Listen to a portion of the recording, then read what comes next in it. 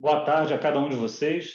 Inicialmente, eu queria agradecer a presença nesse webinar, o nosso quinto webinar aqui da Tivoli. A gente fica um prazer enorme disseminar um pouco do conteúdo que a gente vem trabalhando aqui há alguns anos.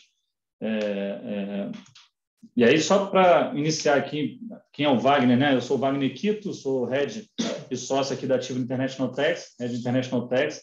E um pouco do meu background, eu sou contador de formação, tenho um MBA, também fiz um MBA na FGV, em gestão financeira, controladoria e auditoria. E antes daqui da Tivoli, eu passei um período na KPMG e fui chamado pelo Renan e pelo Pedro, sócios fundadores aqui da Tivoli, para começar uma iniciativa aqui da Tivoli International Tax, tá? Onde a gente basicamente estuda, a gente vai falar um pouquinho melhor sobre como a gente ajuda os nossos clientes. A gente vê com o principal objetivo de desenvolver estratégias, aprimorar o conhecimento, trazer soluções para investimento internacional de pessoas, principalmente brasileiros. A gente tem clientes em outros países, a gente também vai falar um pouquinho, mas principalmente brasileiros que querem investir e internacionalizar o seu patrimônio. Estou aqui com o Vitor Barcelos, eu vou abrir a palavra para ele para se apresentar um pouquinho antes de a gente começar a apresentação.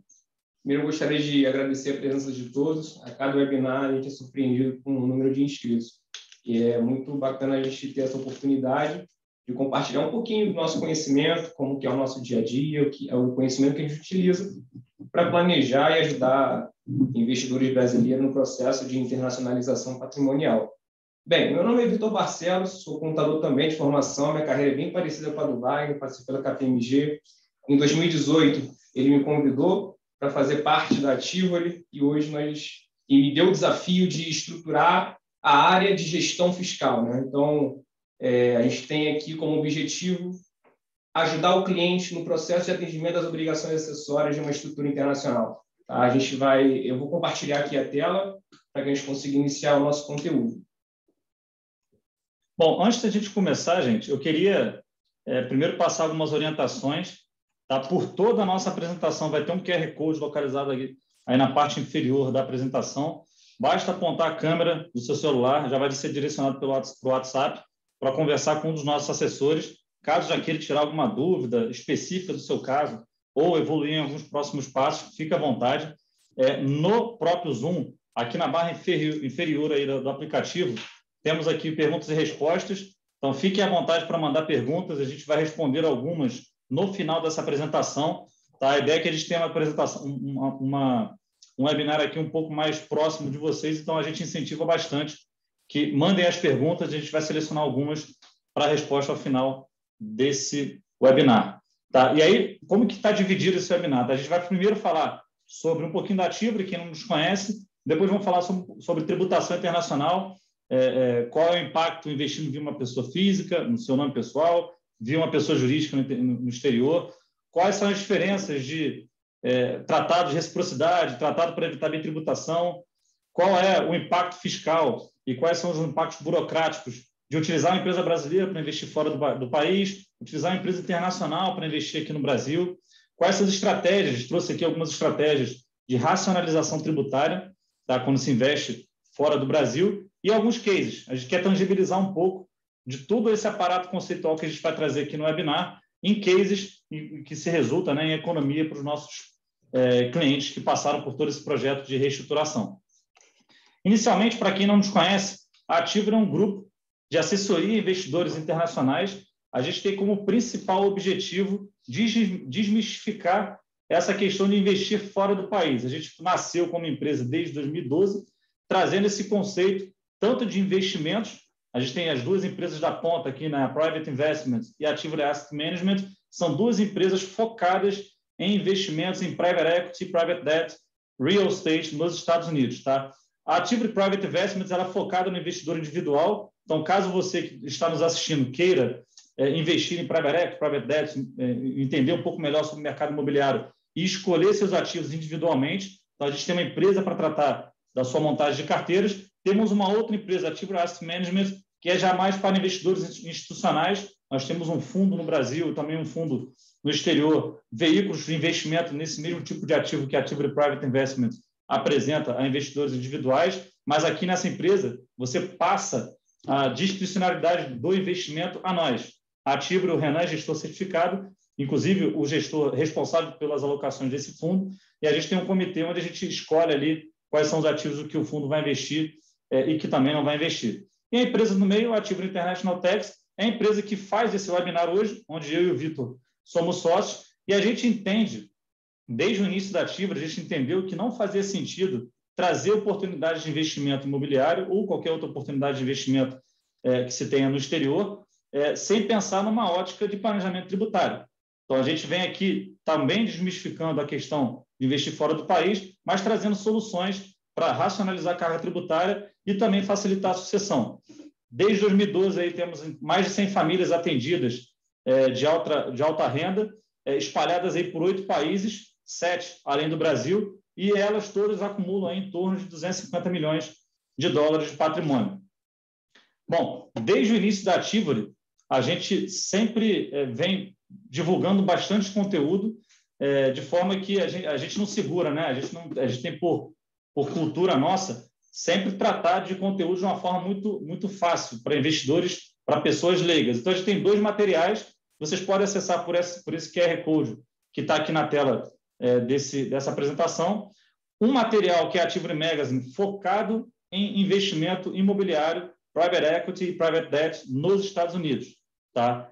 E também a gente lançou no ano passado, no segundo semestre do ano passado, um guia fiscal que a gente reuniu aí uma coletânea de mais ou menos 25 a 30 artigos para investidores, para pessoas leigas que querem saber um pouco mais de tributação internacional, quais são os impactos tributários no Brasil e lá fora, o que ela precisa se atentar depois de ter esse patrimônio. Enfim, é um guia realmente bastante robusto que dá uma noção completa aí para pessoas que querem internacionalizar o patrimônio do Brasil. Bom, antes de passar a bola aqui para o Vitor falar um pouco sobre os impactos fiscais investindo via o seu nome pessoal ou por meio de uma empresa, eu queria relembrar que a gente vai ter em toda a apresentação um QR Code na parte inferior da apresentação, onde basta apontar a câmera do seu telefone, já vai ser direcionada para o WhatsApp de um dos nossos assessores para evoluir em próximos passos e tirar dúvidas específicas. Também, na barra inferior do Zoom, temos aqui perguntas e respostas, um botão de perguntas e respostas. Fiquem à vontade para mandar quantas perguntas acharem necessário. Bacana. Então, vamos entrar aqui já no conteúdo, né? Primeiro, vamos desconstruir um conceito que é compartilhado por muitos investidores, tá? Investidores que já possuem ativos internacionais. A gente ouve muito falar de que se eu recebi uma renda no exterior ou realizei uma venda, uma alienação de algum ativo financeiro, considerando que esse evento ocorreu no exterior, nada e não trouxe para o Brasil, não devo fazer nada ao fisco brasileiro. E, com base na Instrução Normativa 1500 de 2014 e o Decreto 9580 do Regulamento do Imposto de Renda, ele define a base de cálculo para fins fiscais para um residente fiscal brasileiro.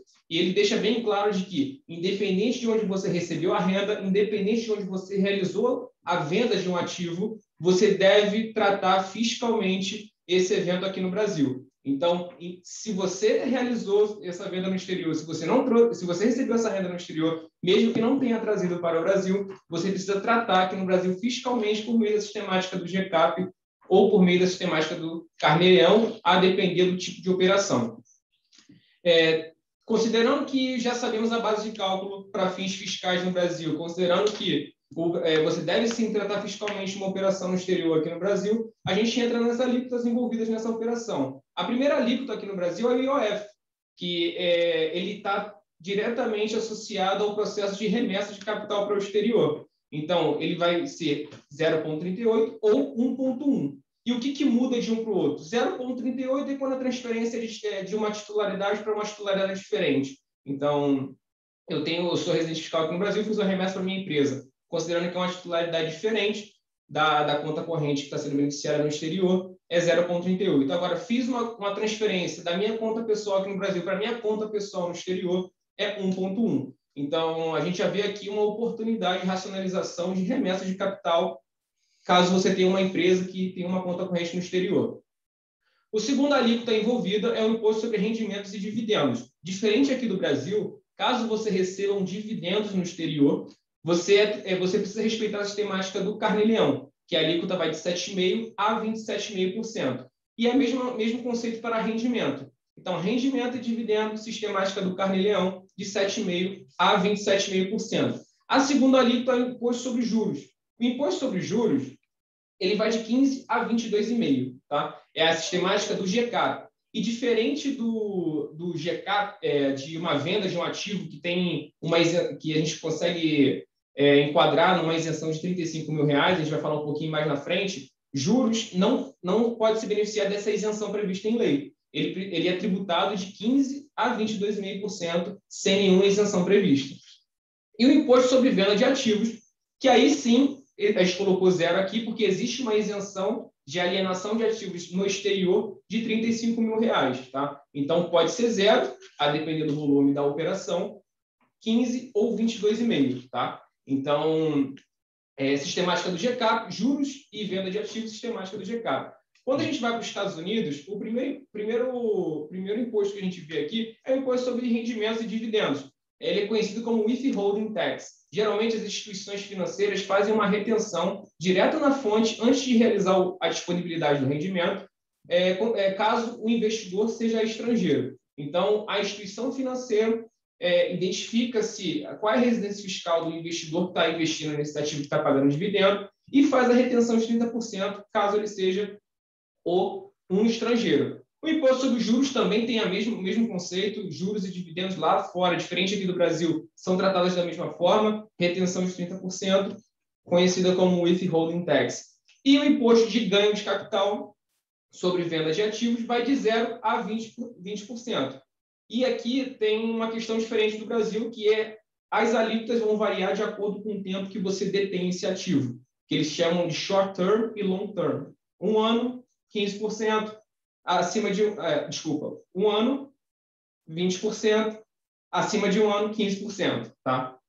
A gente trouxe a offshore aqui mais para questões para ilustração, mas países com tributação favorecida não tem previsão de cobrança de nenhum imposto. Tá? Mas a gente gosta de trazer aqui as jurisdições que são mais consideradas no processo de internacionalização patrimonial. E considerando tudo isso, o principal cuidado que a gente precisa ter ao deter ativos no exterior, identificar qual é o tipo de rendimento que eu estou recebendo. É um rendimento? É um dividendo? É um juros? Por quê? A gente já viu investidores que possuem ativos financeiros pagadores de renda que não pagam dividendos nem rendimento, mas pagam juros. Mas esse investidor está recolhendo pela sistemática do Carnê-Leão de 7,5% a 27,5%. Então, é importante identificar que tipo de remuneração você está recebendo no exterior. E o que diferencia investir via pessoa física e investir via pessoa jurídica? Via pessoa física, a tributação é sobre a renda bruta. Você não tem a oportunidade de, eventualmente, descontar alguma coisa da base de cálculo para fins fiscais. Então, recebeu é o fato gerador para tratar fiscalmente aqui no Brasil. Já na pessoa jurídica, você tem, primeiro, a oportunidade de diferimento de imposto, a oportunidade de reinvestimento de todo o lucro operacional dessa empresa, e também a oportunidade de deduzir da base de cálculo para fins fiscais algumas despesas operacionais da empresa, agente de registro, custo de contabilidade e pagando isso dentro da empresa. Tá? Agora, decidir tirar dinheiro da empresa, existem estratégias, ou por dividendos, ou por redução de capital, dependendo da forma que você integralizou a empresa. Então, o que muda aqui via empresa, você tem a oportunidade de diferimento de imposto, porque você deixa de ter os ativos direto no nome pessoal e passa a ter uma participação societária numa empresa que, por sua vez, vai realizar os investimentos. Então, para o fisco brasileiro, não está acontecendo nada no nível pessoal, é dentro da empresa. Nada devo ao fisco brasileiro enquanto não tirar dinheiro dessa empresa.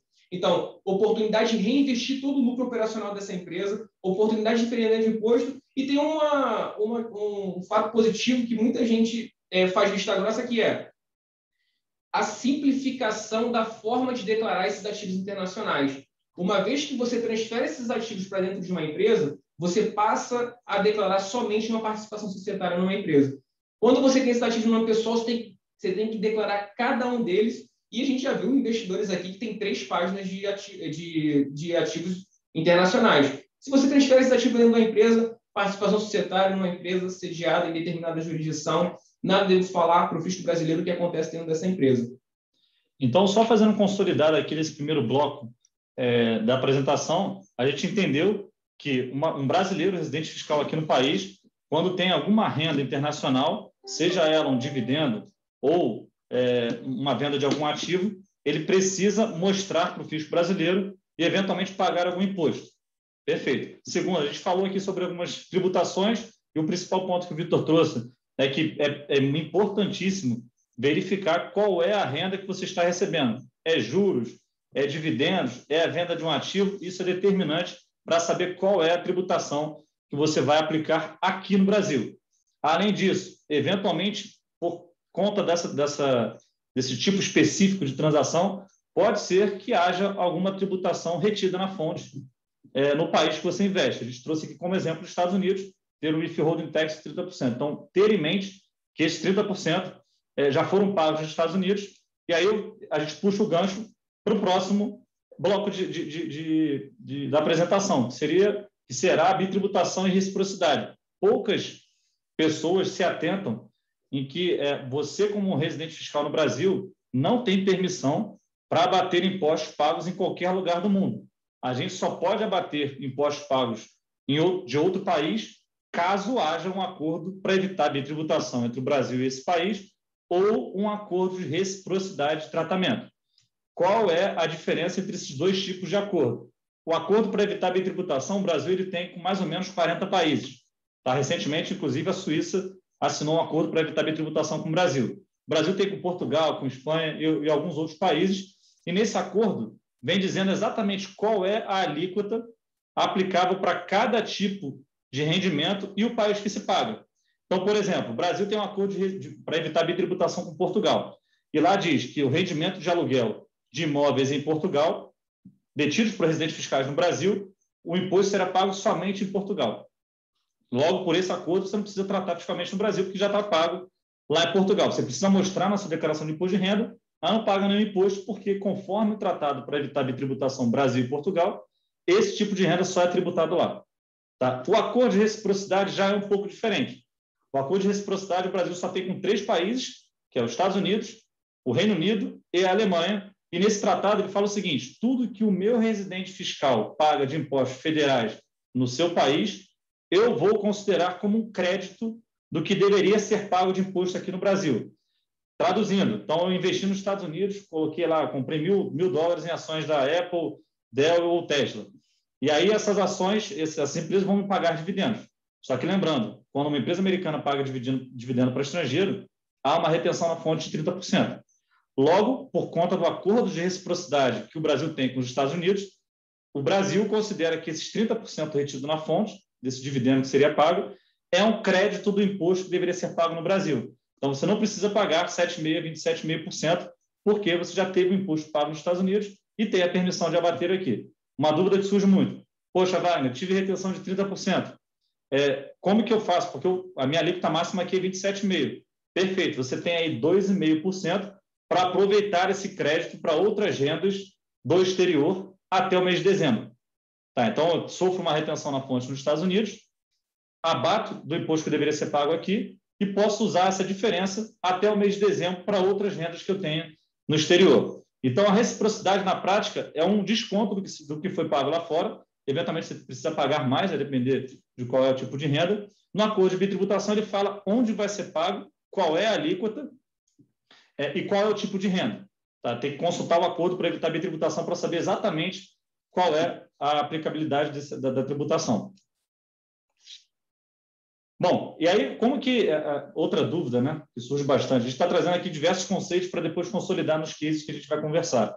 O Vitor vai falar agora um pouco sobre os cuidados que se deve observar, que a gente precisa observar quando se tem uma empresa no Brasil que detém uma empresa estrangeira, ou o inverso, quando se tem uma empresa estrangeira que detém uma empresa no Brasil. Muita gente, realmente, bastante gente, quando vem conversar com a gente, quer falar: olha, Wagner, Vitor, eu tenho uma empresa aqui que tem um lucro acumulado, eu quero investir fora do país, já entendi que investindo por meio de uma empresa talvez faça sentido para mim, e aí eu posso investir por meio da minha empresa no Brasil? Poder pode, só que tem algumas questões que o Vitor vai comentar. E também o caminho inverso: olha, vou abrir uma empresa offshore, tenho um patrimônio no Brasil, eu posso colocar esse patrimônio no Brasil detido por essa empresa offshore? Sem nenhum problema, mas temos algumas questões a considerar que o Vitor vai tratar agora nesse bloco de apresentação. Perfeito, Wagner. E aqui, antes de entrar na explicação, é só contextualizar o porquê que a gente trouxe esse conteúdo. Os investidores chegam até a gente com uma holding patrimonial já constituída ou com uma PIC no exterior, que nem a Private Investment Company, e tem a intenção de ou tornar a empresa brasileira dona de um patrimônio no exterior ou ter a empresa no exterior dona do patrimônio já existente aqui no Brasil. E aqui a gente vai trazer algumas implicações que precisam ser observadas ao tomar essa decisão. A primeira dela a gente vai começar pela empresa brasileira investindo no exterior, tá? Então, tem uma holding patrimonial no Brasil, eu gostaria que ela fosse dona de uma empresa no exterior ou de ativos no exterior. A primeira questão que a gente precisa trazer aqui são os regimes de tributação. A gente, no Brasil, tem o regime de tributação lucro presumido, arbitrado, lucro real, o Simples Nacional também. E ter em mente que holding patrimonial no Brasil, em geral, são enquadrados no lucro presumido por questões fiscais mesmo. Então, geralmente não é uma empresa que tem muito despesa, custo para ser deduzido da base de cálculo, então a presunção talvez seja o melhor caminho. E também temos a Lei 9.718, de 1998, que traz a obrigatoriedade de enquadramento no lucro real para uma empresa brasileira que ofere lucro no exterior. Considerando isso, já precisamos ter um cuidado aqui de que, se eu tenho uma holding patrimonial, é vantajoso eu estar no lucro presumido, vou utilizar essa empresa para deter ativo no exterior e existe a possibilidade de eu ser obrigado a migrar para o lucro real, o que faz, qual é a exposição que eu tenho para ser obrigado a ser tributado no lucro real? A primeira é que, se a sua empresa é dona de uma subsidiária no exterior, você vai ter que fazer a contabilidade pelo método de equivalência patrimonial. E considerando que a sua subsidiária no exterior está atrelada a uma moeda diferente do real, você vai ter que fazer a conversão cambial antes mesmo de fazer a equivalência aqui no Brasil. Essa conversão da moeda da sua subsidiária pode gerar para você um lucro pela variação positiva do dólar frente ao real, ou da moeda estrangeira frente ao real. Essa é a primeira exposição que uma empresa brasileira tem no oferimento de lucros no exterior, fazendo com que ela seja obrigada a migrar para o lucro real. A segunda exposição é ninguém tem a intenção de investir numa empresa com um objetivo diferente de oferir lucros. Então, se sua subsidiária no exterior tem lucros operacionais dentro dela, você vai ter que reconhecer isso aqui no Brasil de alguma forma, considerando que a sua empresa holding patrimonial no Brasil vai ser detentora das participações societárias dessa empresa. Então, na prática, o que acontece é que uma empresa brasileira que investe em uma subsidiária no exterior vai ser enquadrada obrigatoriamente no lucro real. Tá? Então, é um cuidado que você precisa ter antes de tomar a decisão de colocar sua holding patrimonial no Brasil, dona de uma empresa no exterior, avaliar se vale a pena essa migração para o lucro real, considerando que você vai ser obrigado. Tá bom? Acho que um ponto, até adicionando aqui, Vitor, é que a gente, quando pensa em investimento, em planejamento tributário, a gente pensa na ótica de, eventualmente, pagar menos impostos ou diferir essa tributação. Aqui, nesse caso faça equivalência patrimonial, né, a gente não consegue diferir tributação. Sempre que tiver alguma apuração de impostos, vai ter que ser apurado qual foi a equivalência desse investimento internacional e pagar um imposto sobre o lucro desta variação positiva. Né? Então, a gente não consegue implementar aqui a estratégia de diferimento de impostos. Perfeito, Wagner. E aí, olhando do outro lado, né? Tem uma PIC no exterior, uma Private Investment Company, gostaria que ela fosse detentora dos meus ativos aqui do Brasil. Existem duas formas disso acontecer. Ou você regulariza essa empresa estrangeira aqui no Brasil, que é um caminho um pouquinho mais burocrático, você tem que ter autorização da Procuradoria da República, regularização na junta comercial no estado que você deseja que a sua empresa no exterior tenha sede, emissão de um CNPJ e cumprimento de obrigações acessórias como uma empresa brasileira qualquer. Então, é um caminho um pouco mais burocrático. Um outro caminho é via investimento numa empresa brasileira, por meio de participação societária ou por meio de empréstimo, contratos de mútuo. Então, eu vou ter uma participação numa empresa brasileira, disponibilizando caixa para ela, e vou ter em contrapartida ou um direito de receber um empréstimo ou uma participação societária numa empresa brasileira. Indo por esse caminho, que na prática é o mais comum, a empresa brasileira, tendo uma empresa estrangeira como investidora, tem algumas obrigações adicionais que deve ser reportada ao Banco Central, que é o registro declaratório eletrônico. que, a depender do tipo de remuneração, ou seja, a depender da forma que os recursos do exterior foram integralizados na empresa brasileira, você vai ter que fazer o RDE-IED ou o RDE-ROF. Tá? Na prática, a diferença aqui é que o RDE-IED é quando você tem uma estrangeira investindo via participação societária. E o RDE-ROF é quando você tem uma empresa estrangeira disponibilizando por meio de caixa, por meio de um contrato de mútuo. E aí a gente chega aqui a um conceito de que a gente sempre vem desmistificando isso, né? As pessoas vêm querendo misturar as estruturas. A gente fala, olha, vamos pensar uma cabeça com uma holding offshore, fora do país, e uma cabeça com uma holding no Brasil. Por quê? Porque uma holding no Brasil que detém patrimônio fora vai ser obrigada a ser tributada pelo lucro real. Eventualmente, não é vantajoso fiscalmente. Em geral, como o Vitor falou, empresas holdings patrimoniais no Brasil são tributadas pelo lucro presumido. Tá? Então, não faz sentido a gente considerar aqui uma subsidiária no exterior, porque será obrigatória a tributação pelo lucro real.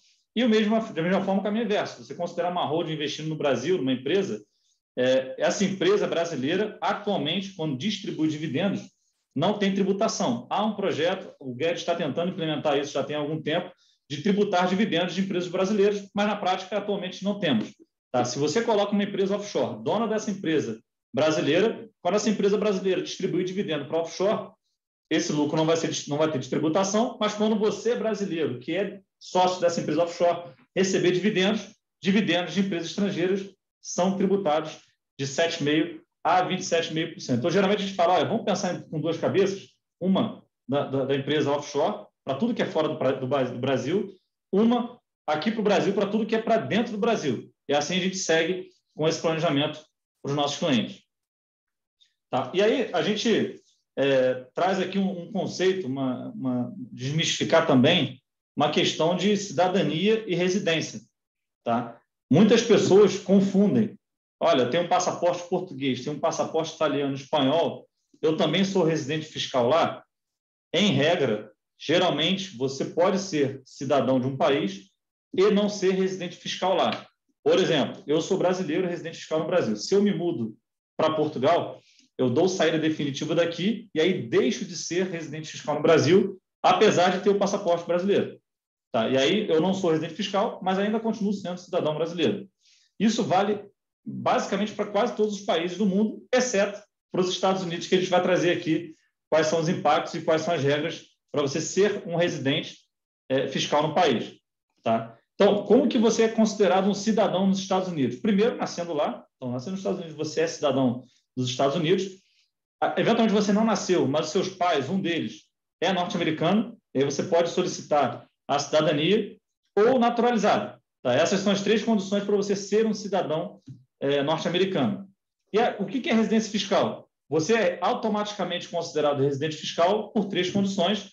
Primeira, ser cidadão, então uma das três condições que a gente comentou antes, ser cidadão dos Estados Unidos, você automaticamente é residente fiscal lá, independente de moradia, tá? Então, um residente fiscal, um cidadão americano, ele morando no Brasil a vida inteira, ele vai pagar impostos nos Estados Unidos também. Ele é residente fiscal lá também, além do Brasil.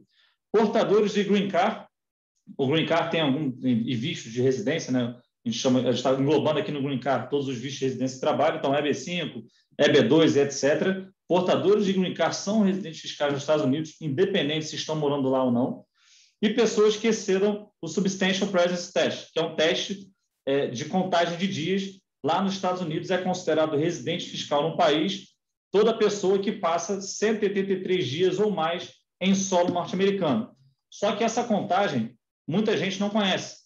São 183 dias ou mais, obedecendo a seguinte matemática. Todos os anos, todos os dias do ano corrente, um exemplo, todos os dias de 2021, 1/3 dos dias do ano anterior, ou seja, aqui no exemplo 2020, mais 1/6 de 2 anos antes, dos dias de 2 anos antes. Juntou isso tudo, deu 183 dias ou mais, você é residente fiscal nos Estados Unidos. Tá? E aí tem alguns impactos principais aqui, são você sendo residente fiscal nos Estados Unidos, assim como o Vitor falou no Brasil, a gente, sendo residente fiscal nos Estados Unidos, paga impostos sobre todas as rendas globais, independente de qual país de recebimento. E, eventualmente, a gente tem algum agravamento tributário. Por exemplo, um residente fiscal nos Estados Unidos que detém empresas offshore, quando eu falo offshore é fora dos Estados Unidos, tá? Pode ser empresa no Brasil e qualquer outro país. Você, como residente fiscal nos Estados Unidos, detendo empresas, por exemplo, no Brasil, você paga imposto sobre todo o dividendo gerado dentro da empresa, mesmo não distribuído. Então, você, como residente fiscal nos Estados Unidos, vai pagar impostos, eventualmente sem receber nenhum dinheiro. Tá? Fundo de investimento. Um residente fiscal nos Estados Unidos que tem fundo de investimento fora dos Estados Unidos.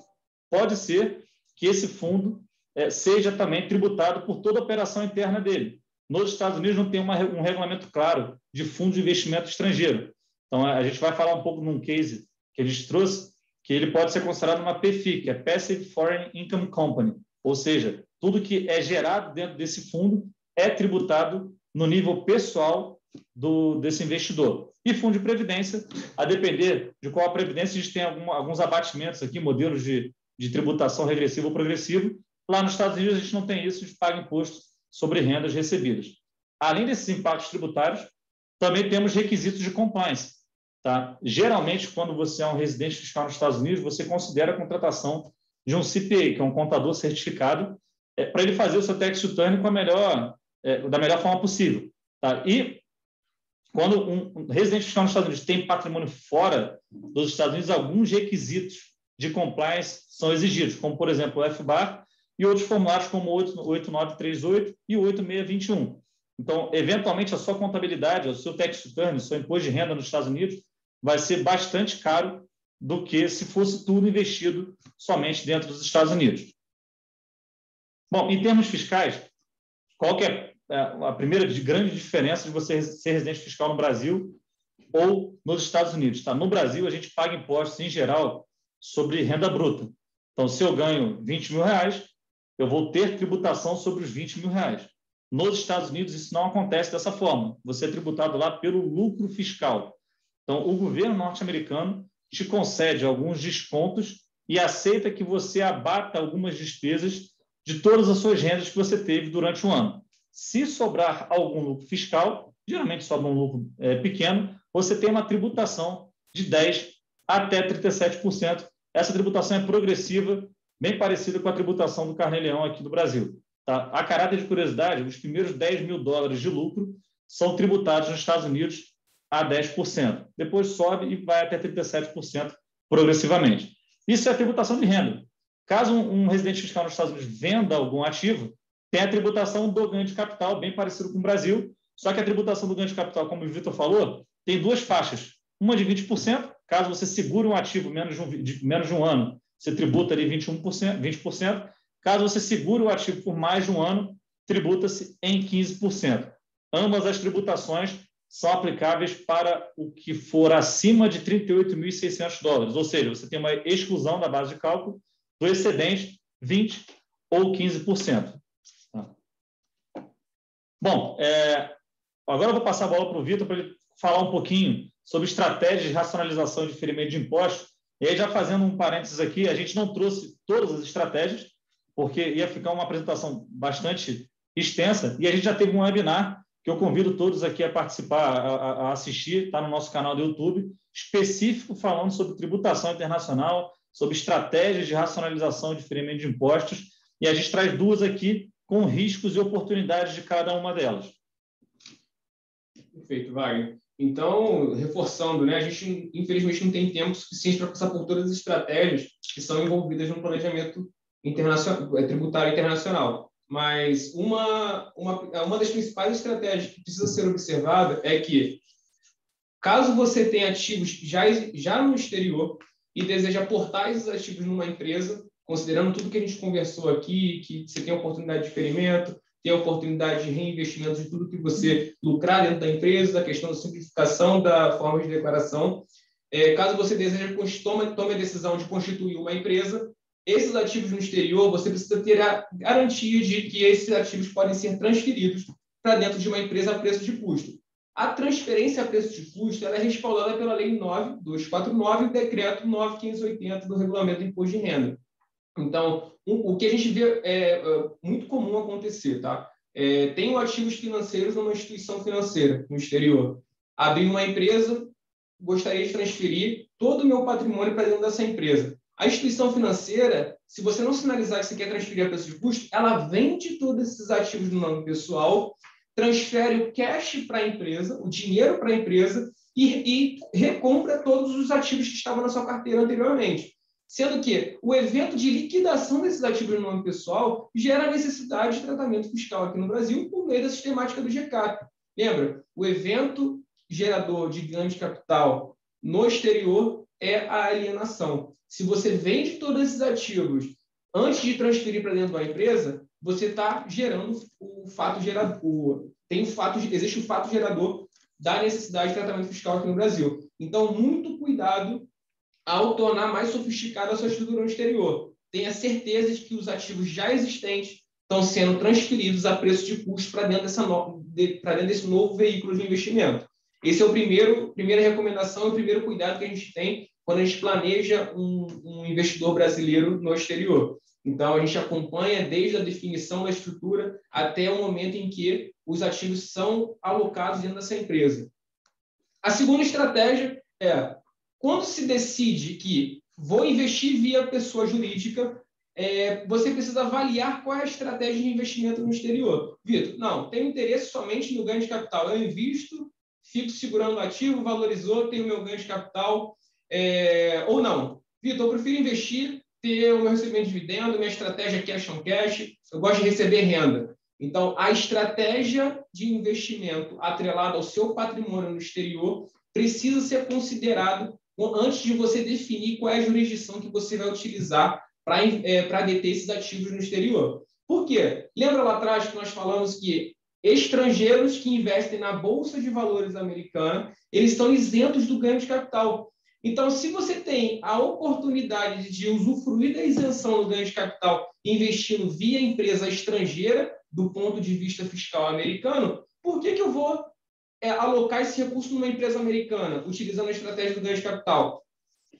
Agora, tem interesse de... minha estratégia é dividendos.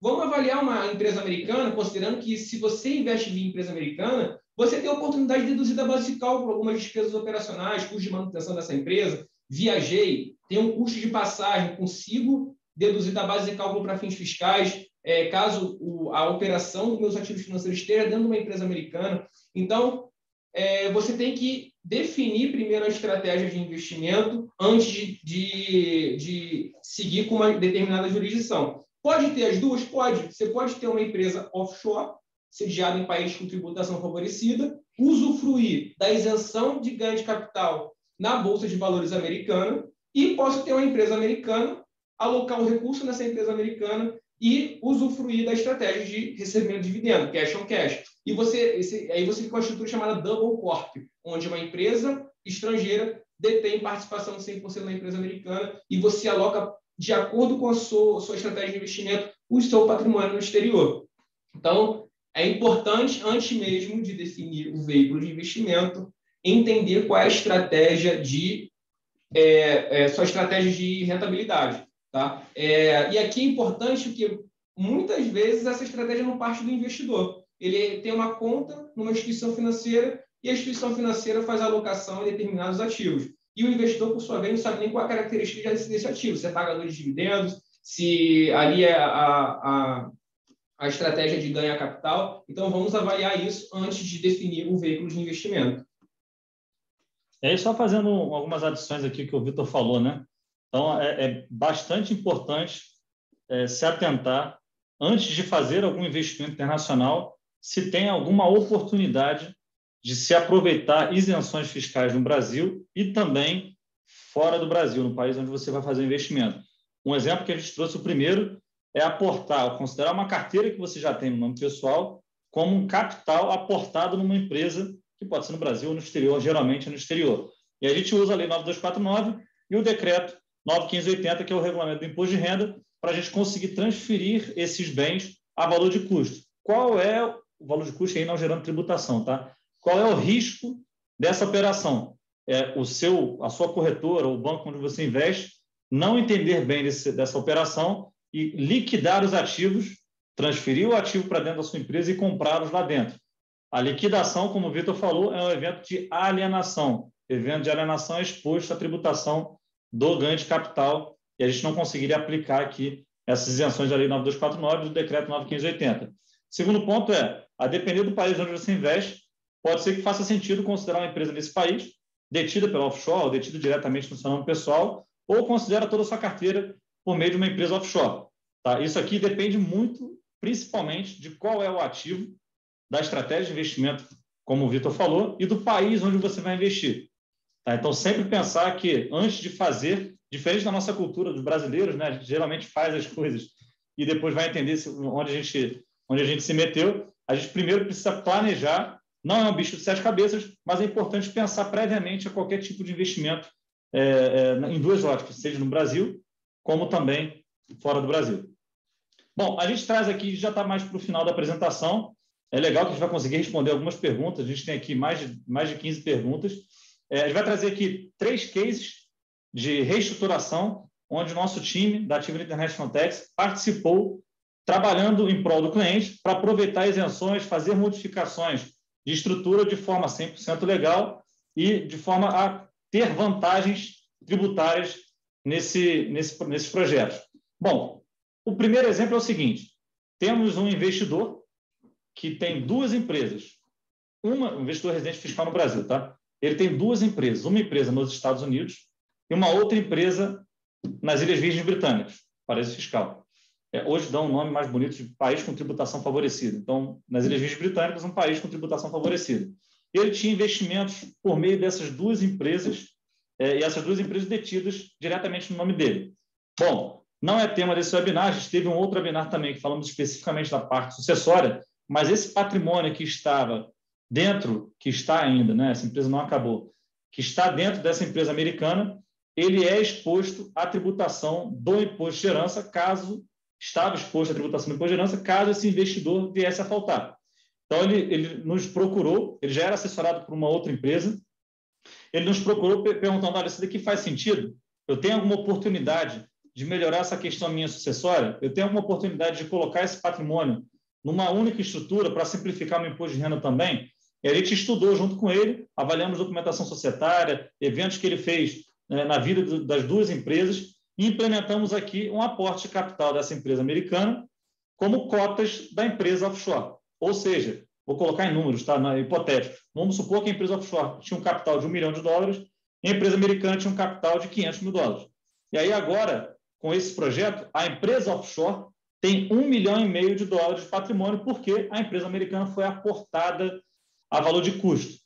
Tá? A gente, nessa operação, utilizou a Lei 9249 e o Decreto 9580 para nos beneficiar de uma isenção no Brasil de tributação no aporte de capital de bens a valor de custo. Tá? Então, a gente não teve tributação no Brasil.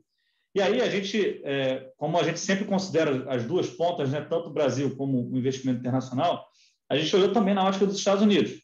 Para os Estados Unidos, quando há uma troca de mão de um ativo, tá, que no caso a empresa estava no nome de uma pessoa e foi para o nome de uma outra pessoa, a gente precisou fazer um procedimento chamado Notice of Non-Recognition. Tá? A gente enviou uma carta, na verdade, os CPAs dessa empresa americana do cliente enviou uma carta ao fisco norte-americano dizendo o seguinte: apesar de ter havido uma troca de titularidade, o gestor dessa estrutura é o mesmo. O sócio, na verdade, no final das contas, é a mesma pessoa. Então, a gente conseguiu se beneficiar de uma isenção no Brasil e, por meio dessa notice que a gente enviou para o fisco norte-americano, a gente informou para ele que não tinha um evento de ganho de capital aqui. Tá? Então, a gente resolveu a questão sucessória dele. Ele não teve aqui a questão do imposto de herança, de 18% a 40%, passou a não ter mais para esse patrimônio que estava na empresa americana, como também evitamos a tributação no Brasil de ganho de capital nessa transferência e, nos Estados Unidos, também evitamos aí a tributação do ganho de capital. Só a caráter de curiosidade, né, em termos sucessórios, além do imposto de herança, quando se passa o patrimônio nos Estados Unidos, tem uma tributação de herança aí de 18% a 40%, há também custos pós-falecimento, advogado, paralegal, contador, empresa de valuation, enfim, tem N prestadores que a gente considera aí num custo de em torno de $15 mil para conseguir colocar isso tudo de pé junto a esses prestadores e passar o patrimônio para os herdeiros. Com a estrutura que o cliente está agora, numa eventual falta dele, o custo será de $675. Então, é praticamente zerar o custo de passagem de patrimônio. A gente aqui na Ativo, infelizmente, nós já tivemos 2 sucessões de clientes uma nos Estados Unidos, com um valor próximo a esse de custo pós-falecimento, e uma nas Ilhas Virgens Britânicas, com custo exatamente de $675.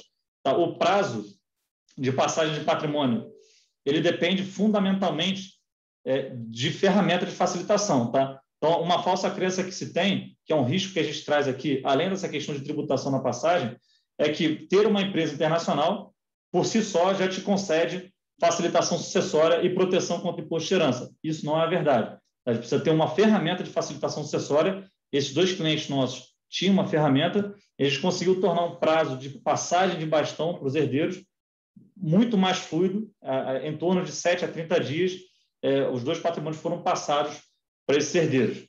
Só complementando o que o Wagner disse, esse projeto foi um projeto de reestruturação. O cliente chegou com a gente já com uma estrutura existente e a gente faz um processo de diagnóstico para poder identificar melhorias.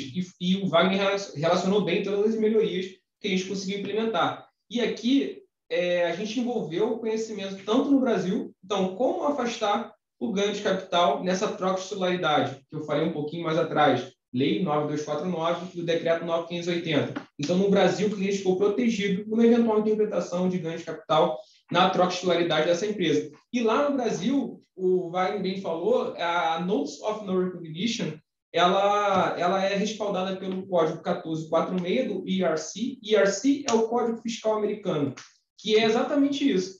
Falar para o fisco, essa troca de titularidade não é uma venda. O beneficiário econômico dessa estrutura permanece o mesmo. Então, afasta desse evento uma eventual cobrança de ganho de capital. Então, em conjunto de conhecimentos do Brasil e dos Estados Unidos, a gente conseguiu fazer um ajuste de estrutura do cliente, um ajuste de estrutura internacional, se respaldando nas regras fiscais do Brasil e nos Estados Unidos.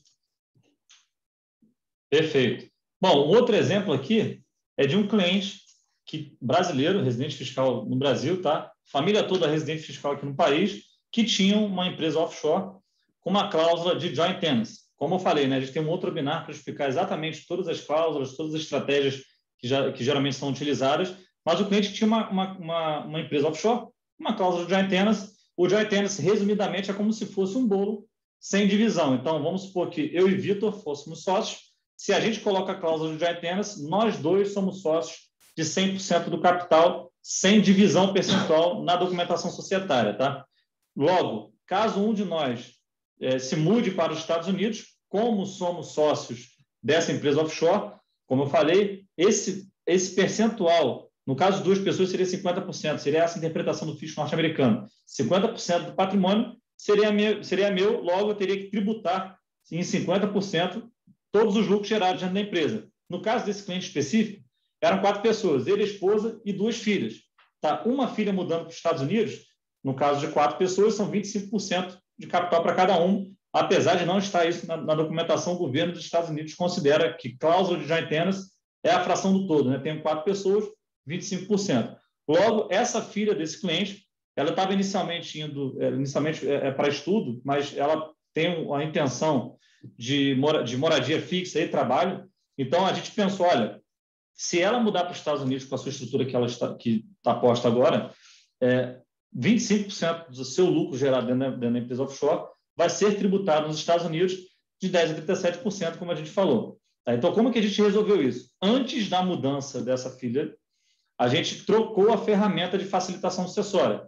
Então, tiramos o joint tenancy e os 3 herdeiros da estrutura, ficou somente o nosso cliente, e fizemos um contrato de share trust, que é uma ferramenta de facilitação sucessória um pouquinho diferente de joint tenancy, ou seja, não precisa no share trust que os beneficiários sejam sócios. Logo, essa herdeira, se mudando para os Estados Unidos, não teria aí a tributação que eu falei de trazer para o nível pessoal dela 25% dos lucros gerados, porque ela não é sócia. Então, a gente fez o share trust, que é um trust com um único desejo, diferente dos trusts que a gente conheceu aí por alguns escândalos no Brasil. É um trust revogável, onde o cliente é o único sócio, e ele coloca nesse share trust exatamente qual é a regra sucessória que ele quer que seja seguida. Então, a gente conseguiu aqui não ter implicação fiscal para essa estrutura internacional, mantivemos aí a facilitação sucessória e a proteção patrimonial de todos os ativos que estavam ali alocados, em troca de um custo anual de $1.000. O Share Trust ele tem um custo de manutenção para com o governo, onde, nas Ilhas Virgens Britânicas, especificamente, essa ferramenta, o BVI Share Trust, ele é somente aplicável para empresas sediadas nas Ilhas Virgens Britânicas.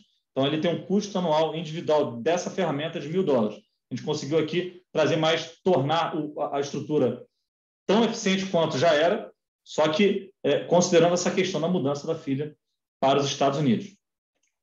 Bom, e por último, a gente traz aqui um conceito de planejamento pré-imigratório, ou seja, para os Estados Unidos especificamente. Tá?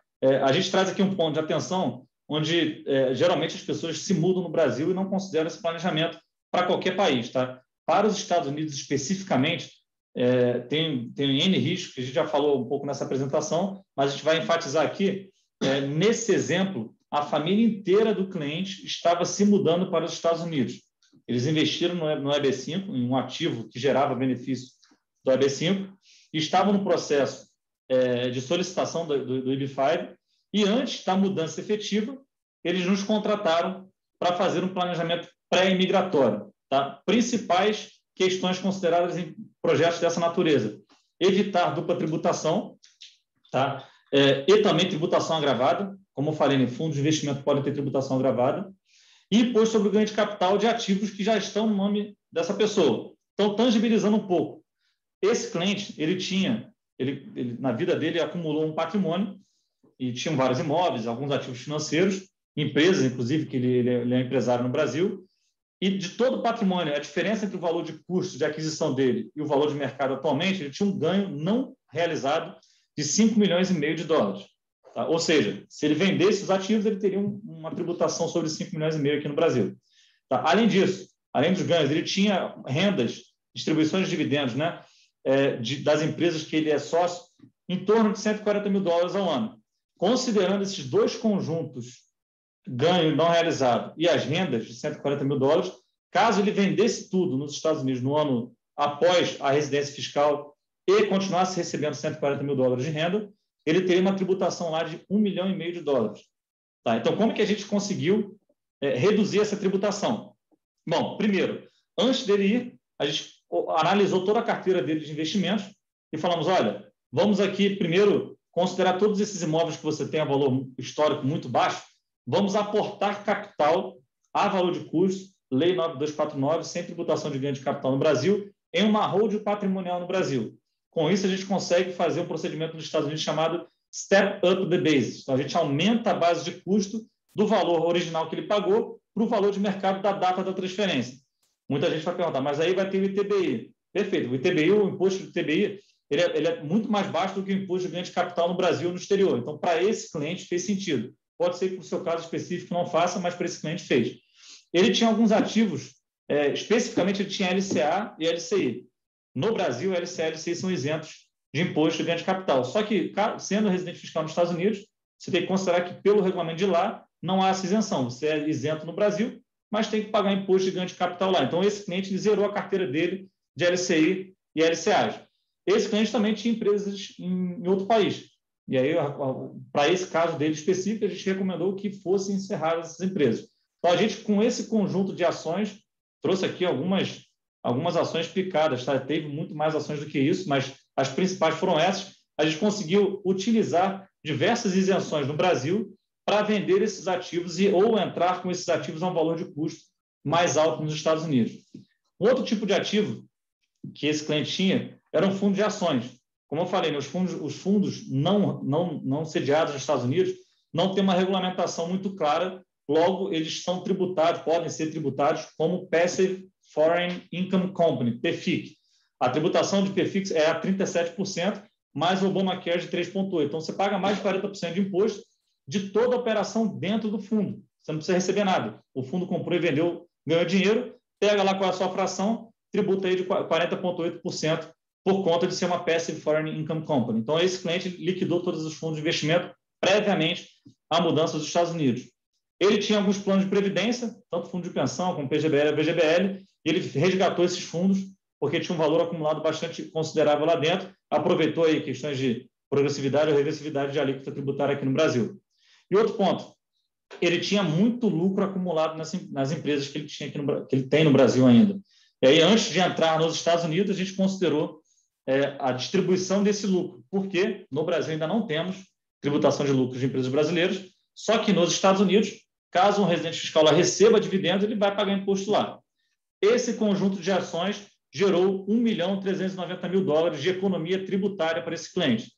A gente traz aqui como exemplo, tá? Isso aqui não é regra geral, não é aplicável a qualquer pessoa. Para esse cliente específico, foi feito um estudo, um trabalho de mais ou menos um mês, para analisar quais seriam as ações, o tempo dessas ações, para a gente conseguir implementar de uma forma mais conservadora e eficiente possível. Bom, em termos de conteúdo, a gente finaliza aqui conteúdo teórico, e só explicando como que a gente atende investidores internacionais aqui na Ativa International Tax. Como eu falei, a Ativa International Tax é uma empresa que nasceu com o principal objetivo de desmistificar toda a parte tributária e sucessória de investidores brasileiros, principalmente brasileiros, que querem investir fora do país. Essa empresa é dividida em duas áreas de negócio. Tá? Uma área de negócio de projetos, que a gente chama de estruturação internacional. Tá? Essa área de projetos, ela tanto trata pessoas que não têm ativos, como pessoas que já têm ativos e querem estudar se tem alguma oportunidade de eficiência tributária ali. A gente vai falar um pouquinho melhor sobre ela logo na sequência. E uma outra unidade de negócio, gestão fiscal sucessória, que é basicamente, depois de ter uma estrutura, tem várias rotinas que são aplicáveis, seja aqui no Brasil, como também no exterior. A gente vai falar um pouquinho mais também sobre essa unidade de negócio. Bom, iniciando aqui pela estruturação, como eu falei, uma unidade de negócio voltada a atendimento de dores.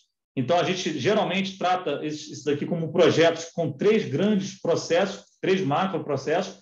Primeiro, de diagnóstico, ou seja, entender com o investidor qual é o objetivo do investimento, qual é o perfil familiar, ele é casado ou não é, qual é o regime de casamento, tem filhos, não tem, os filhos são casados ou não são, qual é a residência fiscal desses filhos, esse investidor tem preocupação sucessória ou não tem, bom, qual é o tipo de ativo que ele vai investir, a estratégia, dividendo, ganho de capital, enfim, fechar aqui um diagnóstico familiar e de investimentos, para depois a gente ir para uma reunião de planejamento que leva em média aí entre 2 horas a 3 horas, onde a gente passa todo o aparato conceitual de um brasileiro, residente fiscal no Brasil, investindo fora do país, no investimento no exterior, por exemplo, nos Estados Unidos, como que os Estados Unidos enxerga um não residente, que é o nosso caso, investindo lá, quais são as estratégias de racionalização tributária que a gente pode utilizar, considerando essa questão tributária, essa questão de investimentos e familiar do cliente, para no final a gente rodar um simulador que a gente criou, trazendo toda essa questão conceitual em números.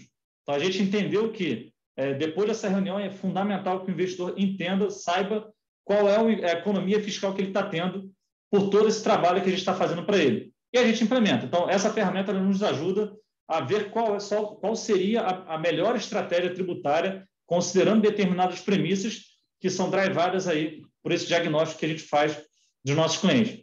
E essa etapa de implementação depende muito de qual é a estratégia que será definida, né? Depende do perfil do investimento, depende do perfil familiar. Então, se a gente fala ativo, olha, para o seu caso aqui, a gente entende que seria melhor, talvez, ir por aqui um investimento numa empresa offshore. A gente, internamente, constitui essa empresa offshore para você. O trabalho do investidor é ceder documentação e assinar os formulários que são necessários para a constituição dessa empresa. Bom, essa empresa vai precisar ter uma conta bancária.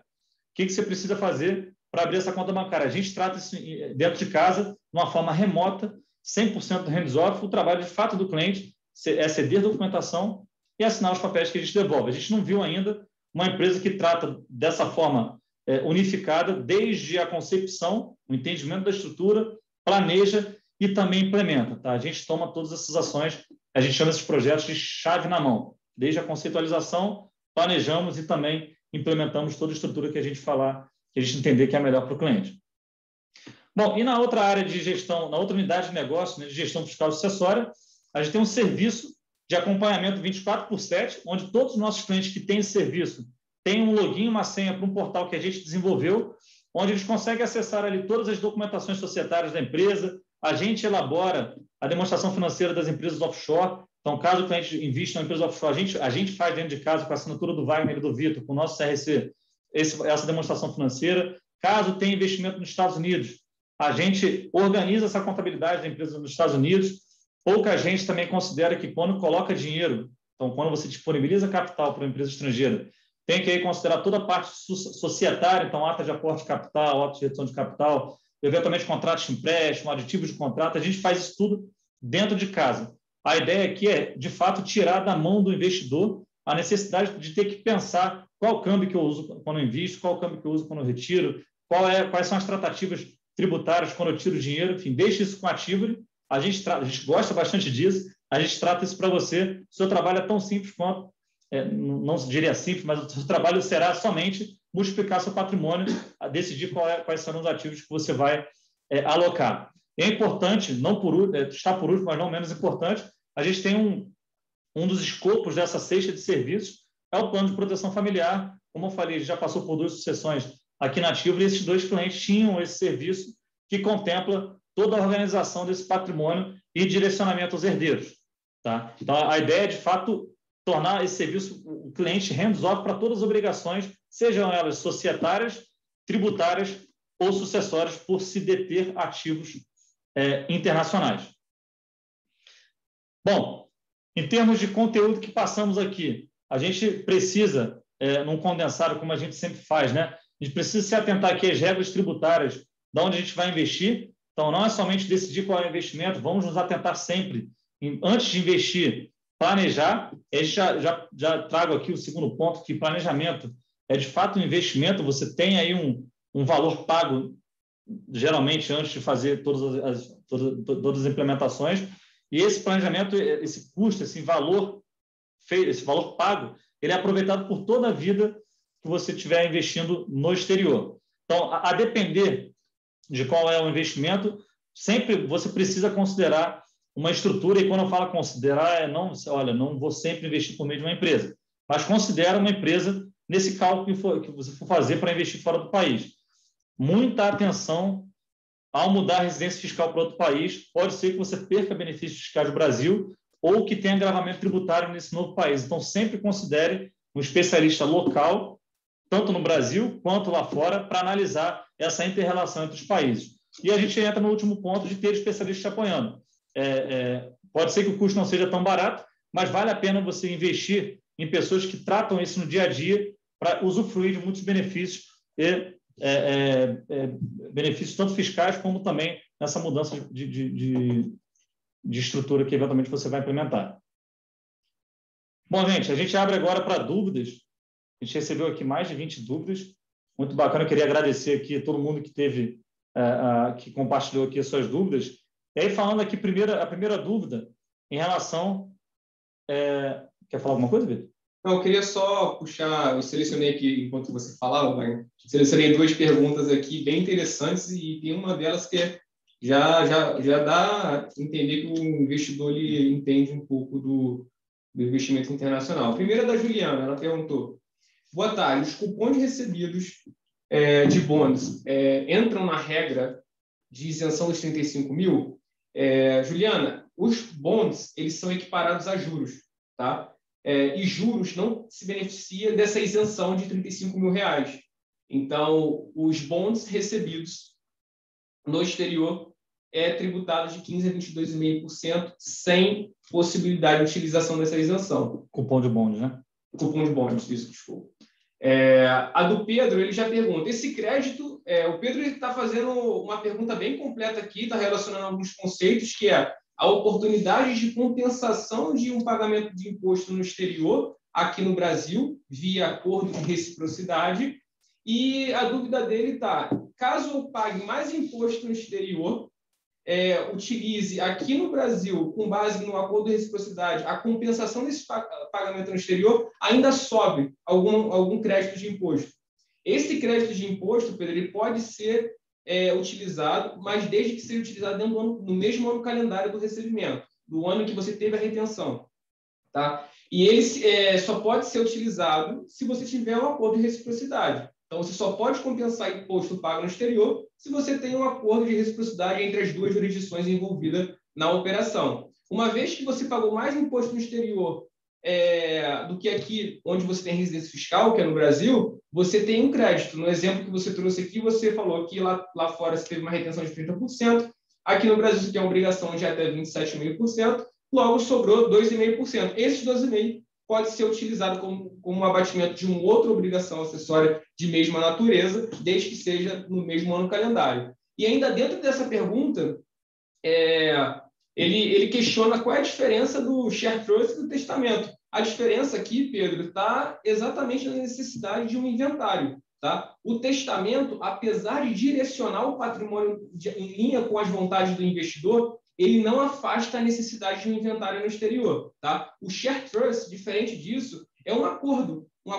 paralelo à estrutura do investidor com o agente de registro, que na falta dele, como investidor principal, o agente de registro vai atualizar toda a documentação da empresa de acordo com os desejos desse investidor. Então, na prática, a diferença entre share trust e testamento é que você precisa sim seguir com o inventário, que é o testamento. Então, você faz inventário no Brasil e faz inventário no exterior, com base num testamento já existente. Lógico, testamento no exterior vai facilitar bastante o direcionamento desse inventário no exterior, mas não vai afastar a necessidade dele. E o share trust não tem necessidade de inventário no exterior e o controle da empresa já é direcionado para o herdeiro, em linha com as vontades desse investidor. Tá? Uma outra dúvida aqui do Guilherme, ele perguntou, poderia esclarecer essa questão da incidência do IOF? Bom, o IOF ele tem 3 alíquotas, tá? A gente falou de 2, que são as alíquotas aplicáveis a remessas. Tá? Quando você faz uma remessa de capital para uma pessoa diferente de você, a alíquota é de 0,38. Então, se eu, Wagner, transfiro um dinheiro para a conta pessoal do Vitor lá fora, como ele é um terceiro, a tributação nesse contrato de câmbio vai ser de 0,38% de IOF. Caso o Wagner transfira da minha conta aqui do Brasil para uma conta minha, lá nos Estados Unidos ou qualquer outro país, a tributação do IOF no contrato de câmbio será de 1,1%. É a mesma tributação de compra de moeda em caso de câmbio. Tá? E a outra tributação que a gente não trouxe aqui, porque não é de remessa, é a tributação de quando se faz gasto em dólar, na verdade, gastos em moeda diferente do real no exterior. Então, a gente tem a tributação de 6,38%. Tá? Então, o IOF ele depende se é para você ou para terceiros. Sendo para você, 1,1%. Sendo para terceiros, inclusive, se você for sócio de uma empresa, você pode fazer uma remessa para essa empresa e a tributação será de 0,38%, que é um terceiro, não é você que está fazendo para você mesmo. Perfeito? Uma outra questão, Marcelo até trouxe aqui, que no slide 3, o quadrado vermelho diz que o IR sobre o resultado líquido dos investimentos, na verdade, até trazendo aqui um pouco de mais especificidade sobre esse tema, né?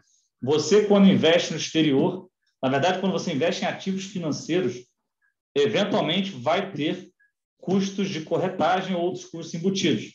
Esses custos são permitidos serem abatidos aqui no Brasil. E aí o Marcelo, por que eu estou respondendo isso? Porque o Marcelo trouxe até de uma forma bem sábia aqui, dizendo que não pode compensar prejuízo de lucro de ações no exterior. Perfeito. No Brasil, a gente tem a possibilidade de aproveitar prejuízos em ativos financeiros com lucros futuros. No exterior, as transações são exclusivas. Tive lucro, o governo exige a parte dele. Tive prejuízo, o governo não entra contigo para te dar crédito. Perfeito. Vamos selecionar mais 2 perguntas aqui, está chegando já no final, mas todos vocês vão receber as respostas. Tá? A gente não vai deixar ninguém sem resposta, mas como a gente recebeu muitas perguntas, o Maurício trouxe uma aqui que é uma pergunta muito recorrente, Maurício, que é a dúvida do investidor, né? Qual é o momento certo de eu investir via empresa, né? Qual o valor mínimo de carteira de investimento que justifica uma manutenção de uma empresa para deter esses ativos? Você precisa, são algumas variáveis envolvidas, tá? Desde a da exposição à state tax nos Estados Unidos, a questão do quanto de retenção você está tendo em eventuais recebimentos de dividendo. Então, mas o importante é ter em mente que o custo de manutenção de uma empresa sediada em país com tributação favorecida, uma ex-regime britânico, é em torno de $1.400, $1.700. A constituição dessa empresa é entre $1.700 e $2.000. Tá? Então, lógico, tem que ver o seu caso específico, mas na prática, muitas variáveis são envolvidas nessa tomada de decisão. É por isso que se faz necessário o planejamento tributário, que é onde a gente analisa o patrimônio do investidor, a residência fiscal, qual é a exposição a eventuais impostos de herança que pode estar envolvido nisso, qual é o volume de retenção que ele está tendo nesse pagamento de dividendo. E com base nesse diagnóstico, o investidor tem mais propriedade para tomar a decisão se é o momento certo de eu usar um veículo ou não é, tá, Maurício? E aí a última dúvida aqui do Rodrigo, ele perguntou o seguinte: vale a pena para um residente fiscal no ZEUA ter uma holding patrimonial offshore como estratégia para economizar a tributação sobre ganhos? E uma outra dúvida, ou mesmo a tributação de herança, que também é alta no ZEUA? Rodrigo, a gente está entrando aqui em duas óticas que a gente vai tratar de regra geral, tá? Pode ser que no seu caso específico, dependendo dos ativos, não faça sentido, ou faça sentido, tá? Então, um residente fiscal nos Estados Unidos, quando ele tem empresas fora dos Estados Unidos, como eu falei, ele pode ser, na maior parte das vezes, tributado por todo o resultado gerado dentro da empresa, tá? E sendo uma empresa sediada em país com tributação favorecida, pode haver ainda agravamentos tributários. Então, regra geral, um residente fiscal nos Estados Unidos não tem empresas offshore para deter os ativos, tá? Essa é uma ótica tributária. Existem formas de você racionalizar isso. Por exemplo, abrir uma corporation, essa corporation deter offshore, isso depende. Uma outra ótica que você trouxe aqui é na questão de heranças. A tributação do imposto de herança nos Estados Unidos varia de 18% a 40% para qualquer pessoa, tá? Sendo uma pessoa não residente, que é o nosso caso, residente fiscal no Brasil, todo patrimônio que é considerado US CITES, aí tem uma regulamentação, tem uma especificidade característica de US CITES, todo patrimônio que é considerado US CITES, ele é tributado do excedente de $60 mil. Ou seja, não residentes fiscais nos Estados Unidos, que têm patrimônios US CITES, basicamente são ativos que são sediados nos Estados Unidos, o que excede $60 mil, que é tributado de 18% a 40%. Quando você muda a residência fiscal para os Estados Unidos, a sua isenção atualmente sobe de 60 mil para 11 milhões e 700. Então, o residente fiscal nos Estados Unidos, os herdeiros, né, não pagam imposto de herança para patrimônios até 11 milhões e 700. E caso você seja casado e faça a declaração em conjunto com seu cônjuge ou sua cônjuge, essa isenção dobra para 23 milhões e 400. Tá? Então, até esse patrimônio global, quando você muda para os Estados Unidos, todo o patrimônio global é exposto à tributação do imposto de herança de 18% a 40%, do que excede 11 milhões e 700, caso seja casado, 23.400 é essa isenção. Então, até essa isenção, nenhum herdeiro paga imposto nenhum nos Estados Unidos. Passou disso, 18% a 40%. Bom, gente, eu queria agradecer bastante. Esse webinar espero que tenha sido muito enriquecedor para vocês todos. O meu contato e do Vitor está disponível aqui. A gente vai ter um prazer enorme, caso vocês queiram nos contactar diretamente, de responder as dúvidas, eventualmente conversar um pouco melhor sobre o seu caso específico. E a gente teve algumas perguntas aqui sobre, até como fechamento, a gente trouxe algumas perguntas aqui de pessoas que estão preocupadas em não receber a apresentação. Essa apresentação está sendo gravada, ela vai ser disponibilizada no nosso canal e vocês receberão um e-mail de agradecimento contendo o link para acessar essa apresentação. Tá? Bom, muito obrigado e espero que todos tenham uma ótima noite. Obrigado, pessoal, pela participação de todos. Até a próxima. Um grande abraço.